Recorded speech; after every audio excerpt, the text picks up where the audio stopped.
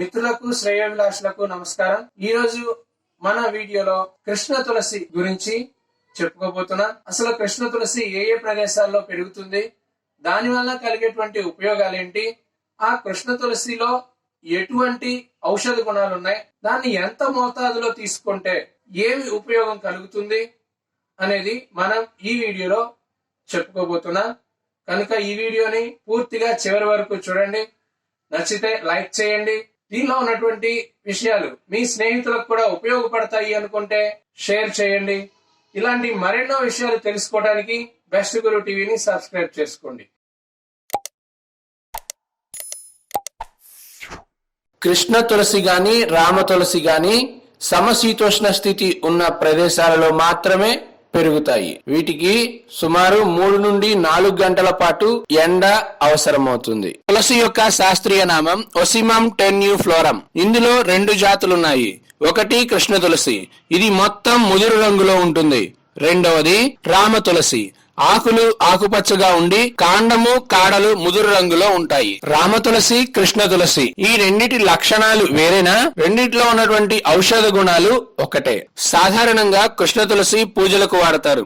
Ayurvedic ఔషధాలలో కూడా బాగా వినియోగిస్తూ ఉంటారు. తులసి యొక్క గొప్పతనాన్ని తెలుసుకొని విదేశీయులు సైతం వారి ప్రాంతాలలో సన్ లైట్ పడని ప్రదేశాలలో కూడా తులసిని పెంచాలనే ఉద్దేశంతో హీట్ లైట్స్ పెట్టి మరి తులసి మొక్కలను పెంచుకుంటున్నారు. సర్ జేసీ బోస్ తను చేసిన వృక్షశాస్త్ర అధ్యయనాల్లో తులసి మొక్కనే ఉదాహరణగా తీసుకొని మొక్కలలో కూడా మనుషుల్లో మాదిరిగానే స్పందించే లక్షణం ఉందని సాక్ష్యాధారాలతో నిరూపించారు. హిందూ సాంప్రదాయం ప్రకారం మనిషి చనిపోయే ముందు తులసి తీర్థం పోస్తారు. ఎందుకో తెలుసా? తులసిలోని ఔషధ గుణాల వలన గొంతులోని కఫం తొలగిపోయి ఏ ఇతర సమస్యలున్నా తొలగిపోయి మరలా బతుకుతారేమో అనే ఆశతో తులసి తీర్థం పోస్తారు. తులసి మొక్క వదిలిన వాయువును పీల్చటం వలన పూజ చేయకపోయినా చేసిన ఫలితం లభిస్తుంది. పురాతన ఆయుర్వేద గ్రంథాలైన చరక సంహితలోనూ ఋగ్వేదంలోనూ తులసి యొక్క గొప్పదనాన్ని ఔషధ గుణాలను చాలా చోట్ల ప్రస్తావించారు. శరీరంలోని ఆర్గాన్స్ పనితీరును చక్కబెట్టి మానసిక ఒత్తిడిని తగ్గించి ఆయుర్వృద్ధిని కలిగించే శక్తి తులసిలో ఉందని ప్రాచీన గ్రంథాలలో వివరించారు. వర్షాకాలంలో వచ్చే మలేరియా, డెంగ్యూ, వైరస్ జ్వరాల వ్యాప్తి ఎక్కువగా ఉన్నప్పుడు లేత తులసి ఆకులను నీళ్లలో మరిగించి ఆ నీటిని త్రాగటం వలన జ్వరాల నుండి ఉపశమనం కలుగుతుంది.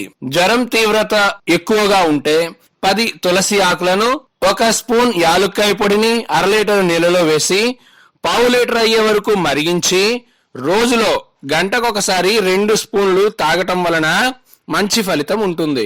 రోజు 2 తులసాకులను బాగా నవిలి అందరి రసాన్ని మింగటం వలన బ్రాంకైటిస్, ఆస్మా, ఫ్లూ నుండి త్వరగా ఉపశమనం పొందటమే కాదు, అసలు అవి మన జోలికి రాకుండా కూడా బాగా ఉపయోగపడుతుంది. 5 నుండి 6 తులసాకులను 4 మిరియాల గింజలను 1/2 స్పూన్ ధనియాలు కలిపి బాగా నూరి చిన్న ఉండలుగా చేసి చిన్నపిల్లలకు నెలకొకసారైనా తినిపిస్తే నులిపురుగుల సమస్య ఉండదు.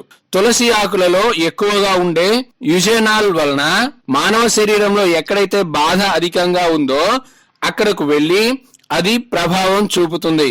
అంతేకాదు రోజు 2 లేదా 3 తులసాకులను తినటం వలన రక్తంలోని చక్కెర మోతాదు తగ్గించే శక్తి తులసికి ఉందని అధ్యయనాల వలన తేలింది. 10 గ్రాముల తులసి ఆకులను 20 గ్రాములు పెరుగులో గాని 2 స్పూన్లు తేనెలో గాని కలిపి సేవిస్తే క్యాన్సర్ నయమయ్యే ఆస్కారం ఉందని శాస్త్రజ్ఞుల అభిప్రాయం. తులసి ఆకులను పలుచని మజ్జిగలో వేసి రోజుకొకసారైనా సేవించటం వలన అధిక బరువు సమస్య నుండి బయటపడవచ్చట. తులసి విత్తనాలలో కొవ్వు ఆమ్లాలతో పాటు సిటోస్టెరాల్ ఉందట. అది మానవ శరీరంలో ఉండే అవసరం లేని కొవ్వును కరిగించడానికి బాగా ఉపయోగపడుతుందట. ఒక ముక్కలో చెప్పాలంటే తులసి మొక్క పై చిగురు నుండి మొక్క కింద ఉన్నటువంటి వేళ్ల వరకు ప్రతిదీ మానవ ఆరోగ్యానికి ఉపయోగపడేవే. మిత్రులారా, దీనికన్నా ముందు చెప్పిన వీడియోలో కర్పూర తులసి దాని ప్రాముఖ్యతను గురించి చెప్పుకున్నాం. ఇప్పుడు కృష్ణ తులసి, రామ తులసిల గురించి చెప్పుకున్నాం. రాబోయే వీడియోలో వన తులసి ఎలా ఉంటుంది, ఏ వాతావరణంలో పెరుగుతుంది, దాని ఉపయోగాలేంటో చెప్పుకుందాం. ధన్యవాదాలు.